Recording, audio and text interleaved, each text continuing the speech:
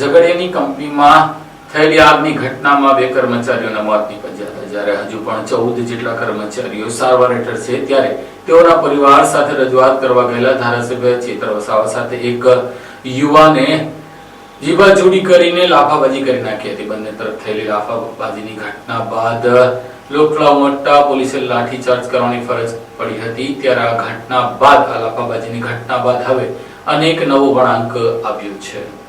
જેડીસીની metropolitan એક્ઝિમ કંપનીમાં બનેલી આગ લાગવાની ઘટનામાં મૃતક તેમજ ઈજાગ્રસ્તોને ન્યાય અપાવવા પહોંચેલ દેડિયાપાડાના ધારાસભ્ય અને કંપની પર હાજર મૃતકના પિતરાઈભાઈ વચ્ચે ઉગ્ર બોલાચાલી બાદ મામલો લાફો મારવા અને ઝપાઝપી સુધી પહોંચતા કંપની પર સ્થિતિ તંગ બની ગઈ હતી। જો કે સમગ્ર ઘટના ઝઘડિયા જેડીસી પોલીસના પીઆઈની હાજરીમાં જ બનતા મામલો હવે ટોક ઓફ ધી ટાઉન બન્યો છે। ધારાસભ્ય સાથે જેની ઝપાઝપી થઈ તેણે સાંજે ભરૂચ સિવિલ હોસ્પિટલમાં પ્રાથમિક સારવાર અર્થે લાવવામાં આવ્યો હતો। જો કે આમ આદમી પાર્ટી એ રોશન વસાવાના ભાજપ પ્રચાર દરમિયાનના ફોટો શોધી કાઢી આ ચેતર વસાવાને ફસાવવા માટેની સાજિશ હોવાના આક્ષેપો કર્યા હતા। ઘટનાની મળતી વિગતો મુજબ ગત તારીખ 23મી એપ્રિલના રોજ ઝઘડિયા જેડીસીમાં આવેલ મેટ્રોપોલિટન એક્ઝિમ કંપનીમાં આગ લાગવાનો બનાવ બન્યો હતો, જેમાં એગ્રો કેમિકલ બનાવતી કંપનીમાં આગ લાગતા 15 કામદારો ઈજાગ્રસ્ત થયા હતા, જેમને સારવાર અર્થે અંકલેશ્વર સહિત વડોદરા, સુરત ની ખાનગી હોસ્પિટલોમાં ખસેડવામાં આવ્યા હતા, જ્યાં સારવાર દરમિયાન ગંભીર રીતે ઘવાયેલા 2 કામદારોએ જીવ ગુમાવ્યો હતો।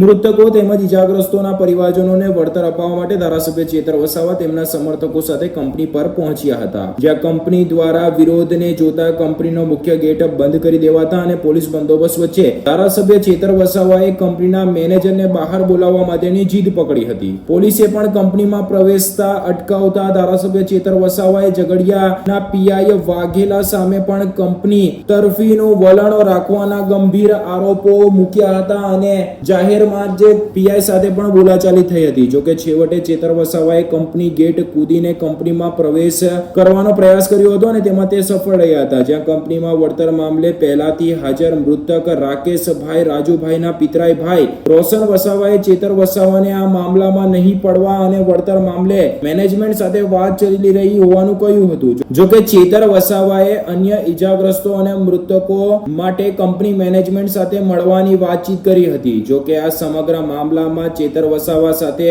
રોશન વસાવાએ ત્યારબાદ તું તકારી કરી તારી બધી બંધ કર, મારી સામે ની બોલવાનું, હું પણ વાઘ છું જેવા શબ્દો બોલતા જ આમ આદમી પાર્ટીના ધારાસભ્ય ચેતર વસાવાએ પિત્તો ગુમાવી દીધો હતો અને સીધો તમાચો રોશન વસાવાને ઝીંકી દીધો હતો। જો કે સામે રોશન વસાવાએ પણ વળતો પ્રહાર કરી તમાચો ઝીંકી દીધો હતો। જો કે તે સમયે ત્યાં હાજર પીઆઈ વાઘેલા કોઈકને વિડીયો ઉતારવાનો આદેશ આપતા દેખાયા હતા, પરંતુ બંને વચ્ચે થતું ઘર્ષણ રોકવાનો પ્રયાસ કર્યો ન હતો અને રોશનને પણ ત્યારબાદ લાકડી અને જૂતું પણ છૂટું ધારાસભ્ય તરફ ફેંક્યું હતું।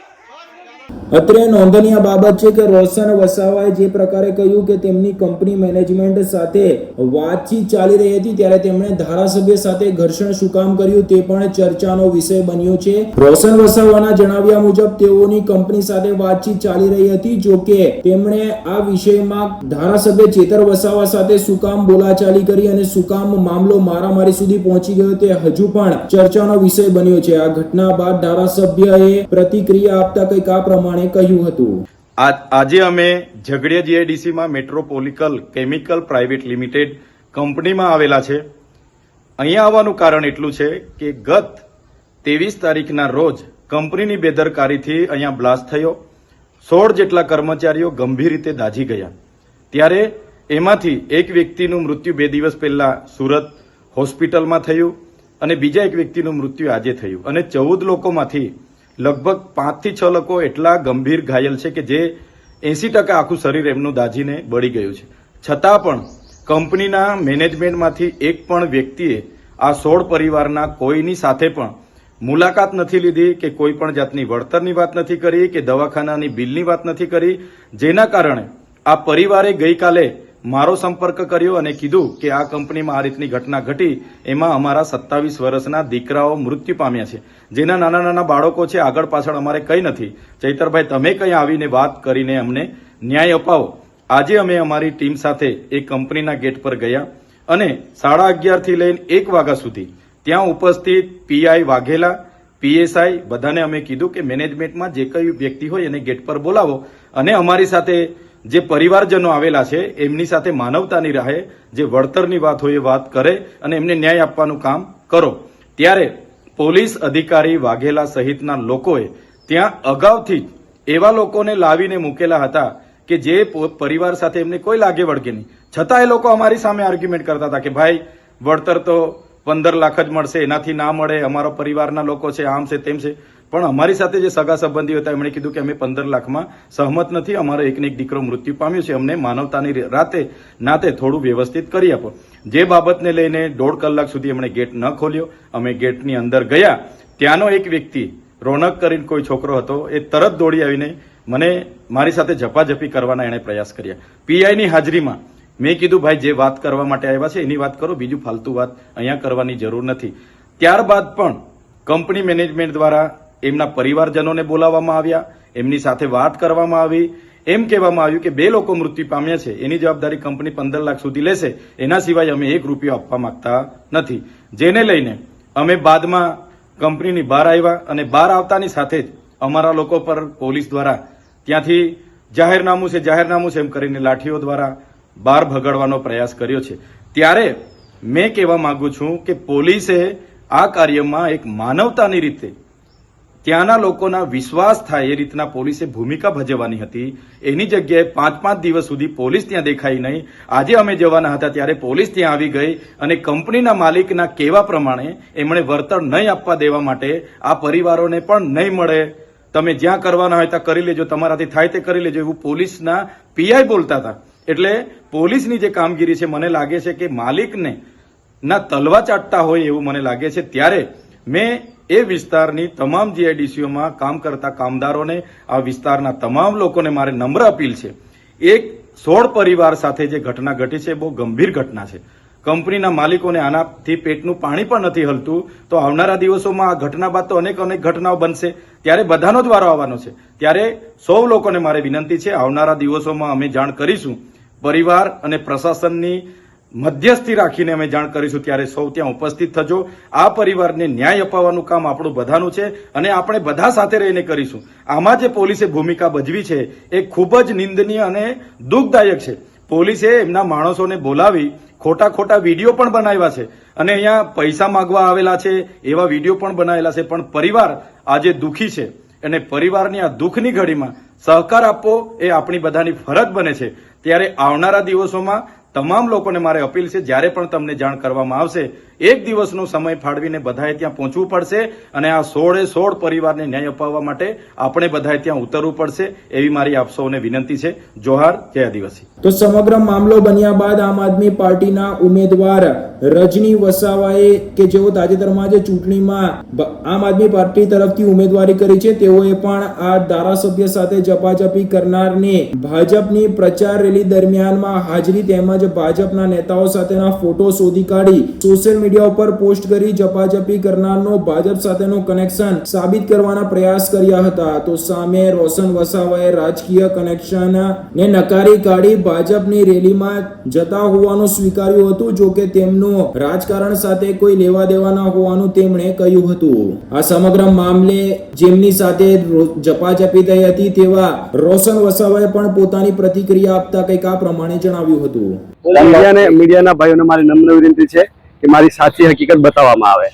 હું રોશન વસાવા, પ્રોપર રહેવાસી ધોળગામ અને હાલમાં રહું છું Kamleshwari society, Valia main police સ્ટેશનની સામે, ઘર નંબર 3. 2 દિવસ પહેલા મારા દીદીનો કોલ આવ્યો હતો કે ભાઈ એક્સપાયર થઈ ગયા છે, રાકેશભાઈ રાજુભાઈ, એ અમારા કઝિનમાં છે મારા પપ્પા તરફથી. તો ફોન આવ્યો ને તો સવારે ગયો તો કે ભાઈ આ કંપનીમાં કંઈક આગળ પાછળ થાય છે. તો સારું, વાંધો નહીં. એનું કંપનીમાં 9:30 વાગે જેવો 10 વાગે જેવો એન્ટર થયો હતો. અમે કંપનીમાં બેઠા તો મેનેજમેન્ટમાં મારી જોડે પીઆઈ સાહેબ હતા, વાઘેલા સાહેબ, અને કંપનીના ડાયરેક્ટર હતા શેઠ સાહેબ, અને બીજા બી પેરણા કંપનીના 2 મેનેજર હતા, અને કલ્પેશભાઈ કરીને બધા હતા. તો એવું કીધું એ લોકોએ કે ભાઈ તમારે કેવી રીતના કરવાનું છે, કે સાહેબ અમને ન્યાય જોઈએ એમ. તો એ લોકોએ અમને બધામાં પોઝિટિવ રિપ્લાય આપ્યો અને કીધું તો મેં એ કીધું કે 27 વર્ષની સર્વિસ છે એ ભાઈની, બરાબર, તો કે 25,000 જેવું બેઝિક મંથલી થાય છે.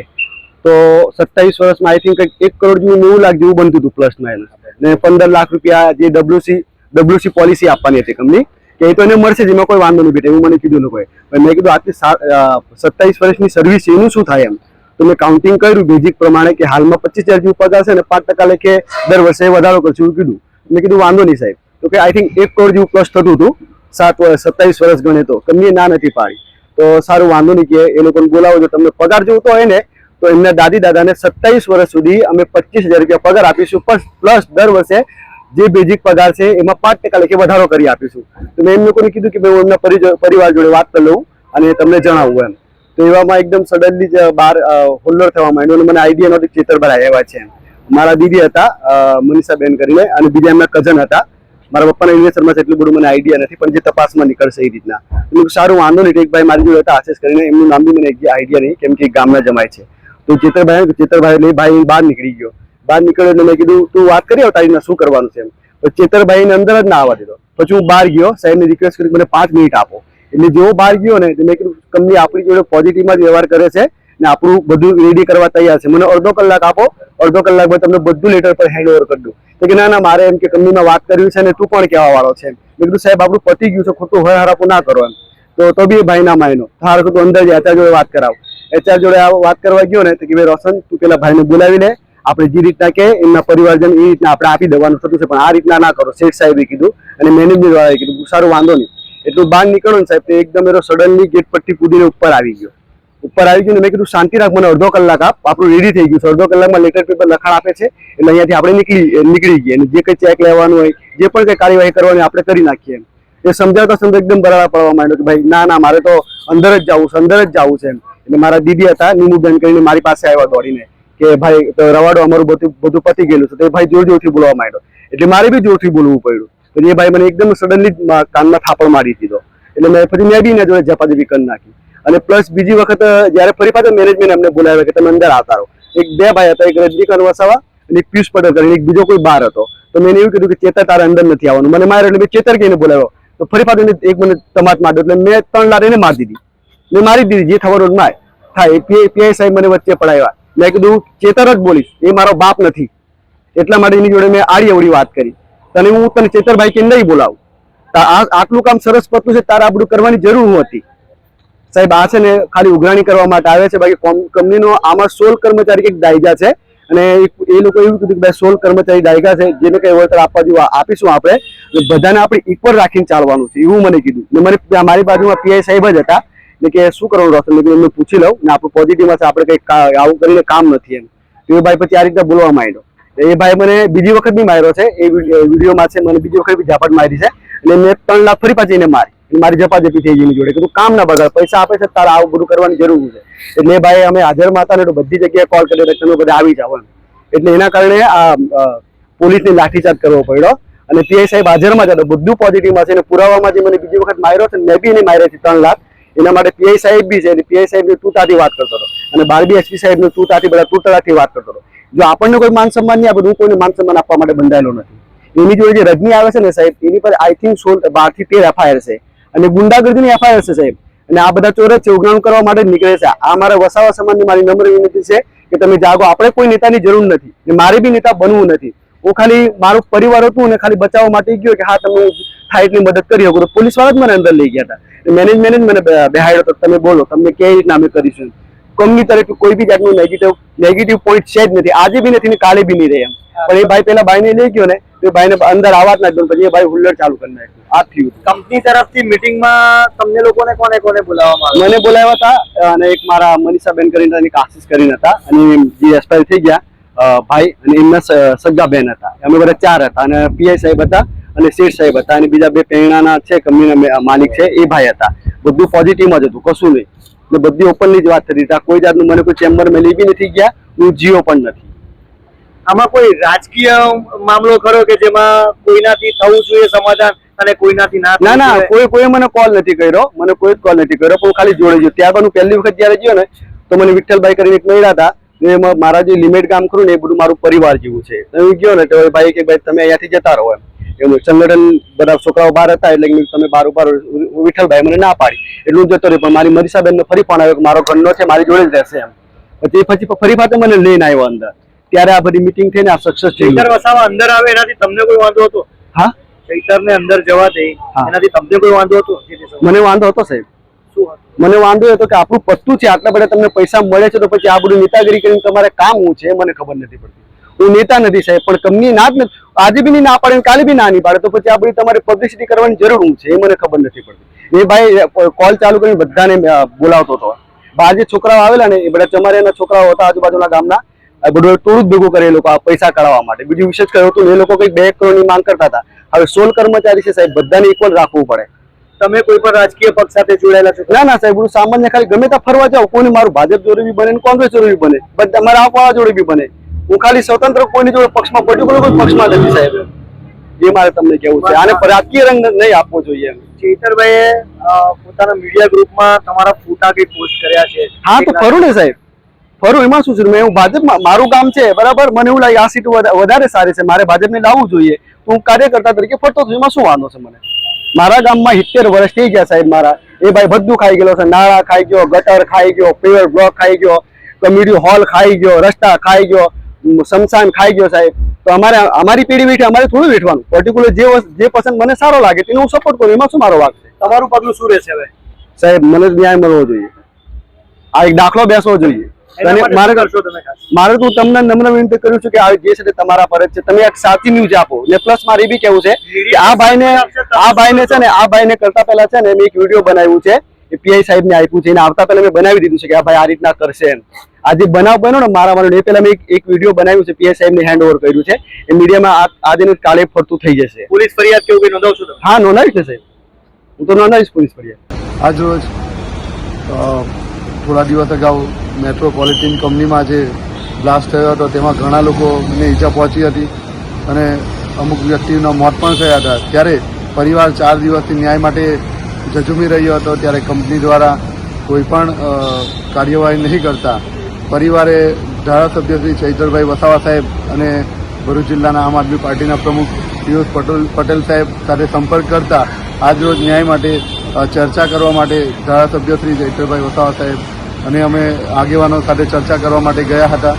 ત્યારે કંપનીમાં જ્યારે અમે ગેટ પર પહોંચ્યા ત્યારે અંદરથી કંપનીમાં ચર્ચા કરીને સામે આવ્યા રોશન વસાવા નામક વ્યક્તિ છે જે પરિવારને કે 15 લાખ રૂપિયા કંપનીવાળા આપવા તૈયાર થયા છે અને એ રીતના વાતો કરતા ત્યારે પરિવાર દ્વારા નકારવામાં આવ્યું હતું કે 15 લાખ અમને નહીં જોઈએ, અમને અમારો ભાઈ જોઈએ છે, એવી બધી વાતો કરી હતી. ત્યારે કંપની દ્વારા અંદર ઝઘડિયા જીઆઈડીસીના પીઆઈ અને અંદર કંપની સ્ટાફ હાજર હતો. ત્યારે અંદરથી કોઈ બહાર ચર્ચા કરવા માટે નહીં આવી રહ્યું હતું. ત્યારે પરિવારની મૃત થઈ હતી અને ડેડ બોડી પણ લાવવાની હતી, જેના કારણે અંદર ગઈને ચર્ચા કરવામાં આવી હતી. ત્યારે આ રોશન વસાવાએ ઉશ્કેરણીજનક કામ કર્યું, માત્ર ને માત્ર વાતાવરણ ડહોળવાનો પ્રયાસ કર્યો છે. એ માત્ર ભાજપનો આગેવાન છે અને એને પરિવારના સગા સંબંધી સાથે કોઈ લેવા દેવા નથી.